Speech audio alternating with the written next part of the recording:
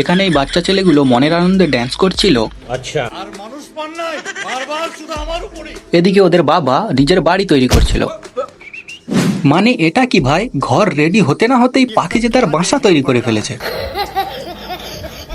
সেই সময় সেখানে একটি শিয়াল উপস্থিত হয়।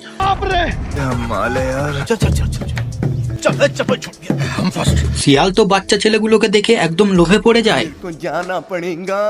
ভাই সাহেব, এ যে দেখছি একদম নেশায় পড়ে গেছে। আরে ভাই, সামনে পুকুর। শিয়াল এবার একটি মহিলার ভেষ নিয়ে ড্যান্স করতে থাকে। বাচ্চাগুলো তো প্রথমে শিয়ালের ডান্স দেখে থমকে দাঁড়িয়ে যায়।